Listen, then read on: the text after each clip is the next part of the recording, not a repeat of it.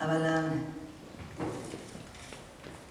نوروز همتون خجسته باشه، با باور اینکه سال خوبی رو در پیش خواهیم داشت و با برکت و آرامش خداوند در زندگی تک تک شما و دست قوت بخش خداوند بر تک تک شما و اقوام دور و نزدیکتون.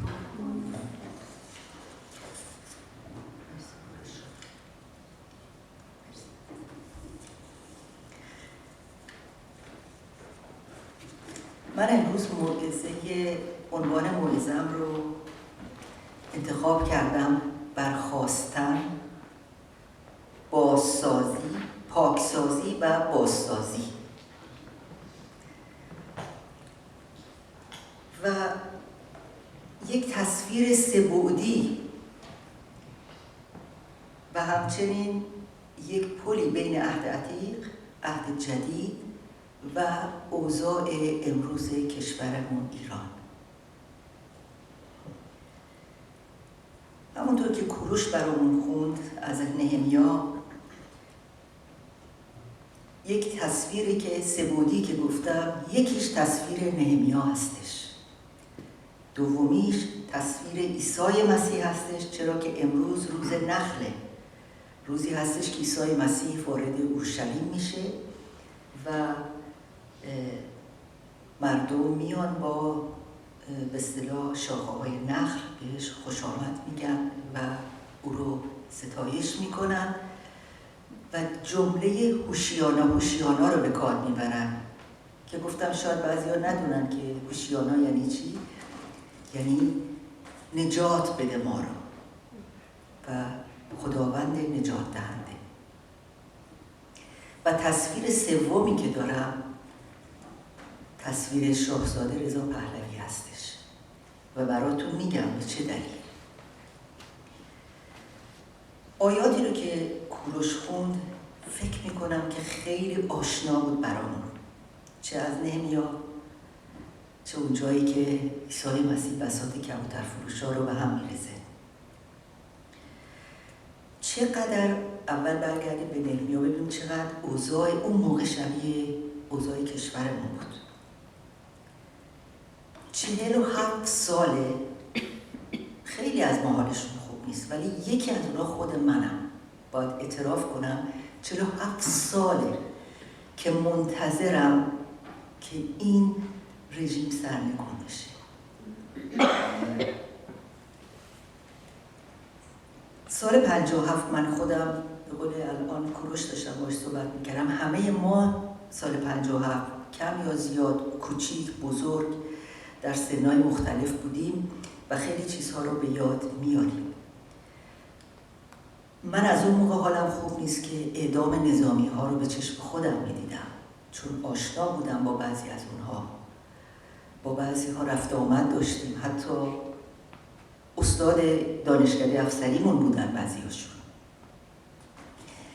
از مصادره اموال مردم، از غارت‌ها، از اعدام کردن وزرایی مثل فرخرو پارسا که یک وزیر زن و با لیاقتمون بودش، همه اینها باعث شده بودش که واقعا حال من از خودم دارم میگم، میدونم که شما هم کم یا زیاد به هر حال تو خانواده ها بودین و میدونم حال من خوب نبود.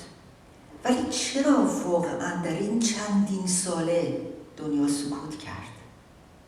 هیچ کس هیچ عکس‌العملی نشون نمیداد. شاید حتی اون موقع ها میگفتن آره محکوم میکنیم، اما هیچ کس هیچ عکس‌العملی نشون نمیداد. تا کار به اینجا کشیده، 47 سال دنیا سکوت کرد.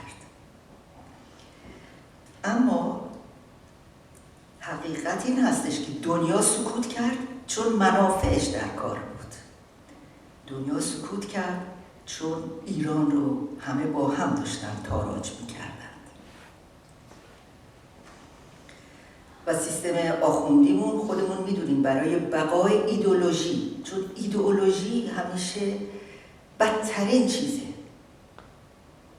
بارها از من شنیدین گفتم مسیحیت، بچه‌های عزیز، مسیحیت دین نیست، مسیحیت ایمان و اعتماد ما به خدای زنده هستش.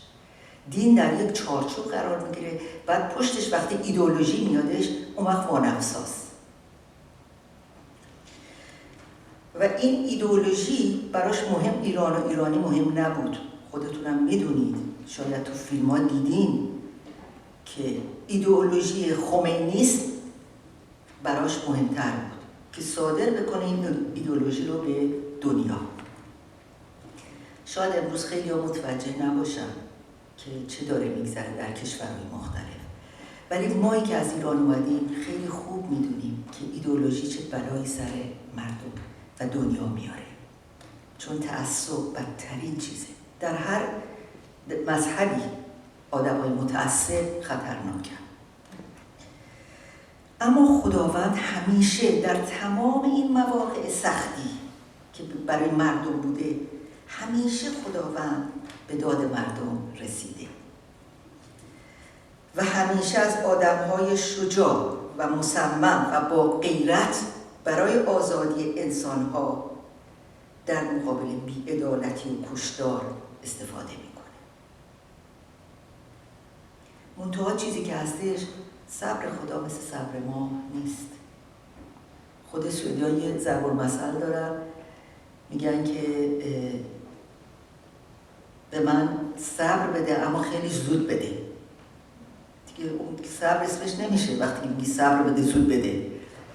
ولی خداوند صبرش زیاده و به همین دلیل، به خاطر اون اتفاقهایی که در کشورمون قبل از انقلاب، قبل از این شورش افتاد، خیلی ها قدر ندونستن، خیلی ها کفران نعمت کردن. همون چیزی که ما داریم در نهمیا میبینیم. نهمیا داره توضیح میده و یه مقداری کوروش راجع به نهمیا گفتش.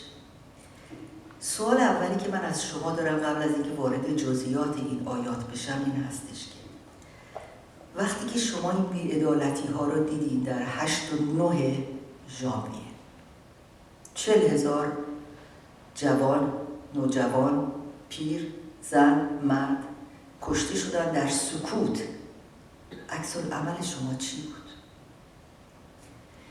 همه ما مسلماً غمگین شدیم، دل شکسته شدیم، ناراحت شدیم. ما که این ور بودیم که کاری از دستمون بر نمی‌آمد، ولی کم یا زیاد واقعا نمیدونیم چه فجایعی اتفاق افتاد و هنوز ادامه داره این فجایع. و به قول یکی از عزیزان من داشت میگفتش که تازه دخترها رو، خانمها رو جنازه هاشون رو ندادند به خانواده ها. در این بی‌عدالتی مسلماً همه ما غمگین شدیم. درست چیزی که نهمیا شد. نهمیا هم غمگین شد، گریه کرد، روزه گرفت، دعا کرد، اما سکوت نکرد، عمل کرد، وارد عمل شد.